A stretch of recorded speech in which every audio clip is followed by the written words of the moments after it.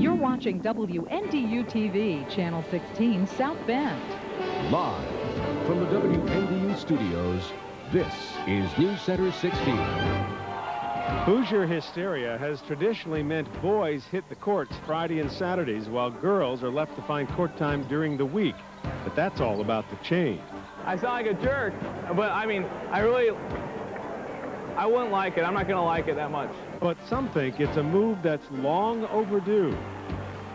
Good evening, I'm Mark Kelly. And I'm Maureen McFadden. Indiana basketball fans have already seen one tradition change with the advent of class basketball. And now another round ball right may go by the boards. Bonnie Drucker joins us now to explain. Bonnie?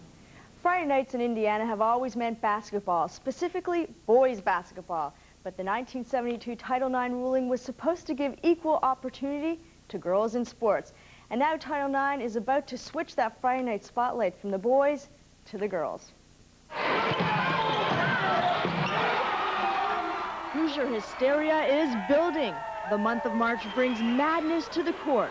While the boys are scoring, the girls are too, on and off the court. A lot of success over the years, and very proud of that. Bremen High School Athletic Director Frank DeSantis says that off-the-court scoring is due to the Indiana High School Athletic Association. They still come out to local control, local schools on that, but they put a strong statement in their bylaws book that said that we feel that boys and girls should be on equal playing field, share the same opportunities. Right now, boys compete in front of huge crowds on Friday and Saturday nights, known as prime time, forcing girls to play during the week. I guess you could say it's not fair because we have to go home and do the homework and get up early the next morning. IHSAA hopes schools will rotate weekday and weekend schedules, but some players aren't looking forward to it. I sound like a jerk, but I mean, I wouldn't like it. I'm not going to like it that much. Being from the old school type thing and afraid to take a chance, but there comes a point I think you have to make a decision and go with it. As the proposal stands, many boys' games will now be played on Tuesdays or Saturdays, and there is concern the girls' games will not generate as much money for the schools as the men's games do. But DeSantis is one who believes the women can bring in the revenue if the whole community shows interest. All right, Bonnie, thank you.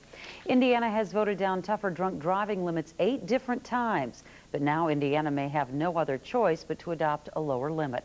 A new amendment passed by the U.S. Senate today lowers the federal limit to .08. If the House passes it, states will be left with a choice: either adopt the lower limit or lose federal dollars. The change still has to go before the House for approval. President Clinton has publicly backed the lower limit. Investigators in Kosciuszko County say the fire that killed 2 boys on Sunday morning was accidental. 3-year-old Austin Reed and his 1-year-old brother Justin died in the fire that destroyed their Syracuse home. Their mother was not home at the time of the fire. Their father escaped safely. Investigators now say the fire most likely started in the living room. They say they may never know how the blaze started, but they are labeling it an accident. The body of a white pigeon man believed to be missing for several days was found today. Charles Wood had not been seen since last Thursday. Today, investigators found Wood's body in a wooded area near Fish Lake. The Sheriff's Department says Wood's dog Buddy is alive and was tied up nearby, and that it looked like Wood had been there for several days. Investigators believe Wood died of natural causes. Autopsy results are expected tomorrow. A Michiana pastor has been convicted by a jury of child molestation, yet his congregation says they still support him. In a few weeks, Pastor John Yeager will be sentenced on 2 counts of criminal sexual conduct involving a 13-year-old girl. Yeager maintains his innocence, and his congregation believes him. Yeager has been pastor of the First Congregational Church of Christ for 10 years. I'm a rich guy. You know, I got a lot of people that really care about me, and that love me whether I spend the rest of my life in prison or whether I preach every Sunday till I die. Yeager does plan to appeal the conviction. In the meantime, he will continue as pastor of the First Congregational Church until sentencing March 27th. Making news in America tonight, a van loaded with people crashed on Interstate 80 in Iowa today. 3 people died, 13 more were hurt. Police believe the passengers were illegal immigrants passing through the state. The van had California plates. Immigration officials are investigating.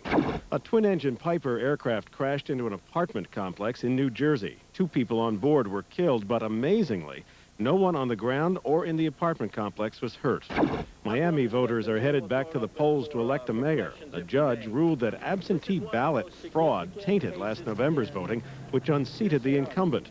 The problem now is, who is mayor of Miami right now? That question will likely be decided in court. And the U.S. Supreme Court hands down a landmark decision that employees can file sexual harassment claims against people of the same sex. The original case was filed by a Louisiana man who is not gay, who claimed he was sexually assaulted by co-workers on an oil rig. And I'm Mike Hoffman. Our weather continues steady as she goes. As the kids head off to school tomorrow morning, temperatures in the middle to upper 20s with mostly cloudy skies, but it should be calm. Still chilly as they come home. Temperatures at 36. Maybe a few flurries, but very little over the next 24 hours. We'll have the rest of the forecast, including the 5-day outlook, coming up. This week, Contact 16 introduced you to a group of Michiana residents who say they've been scammed. Scammed out of thousands of dollars by South Bend's tower construction and Shamrock home improvements.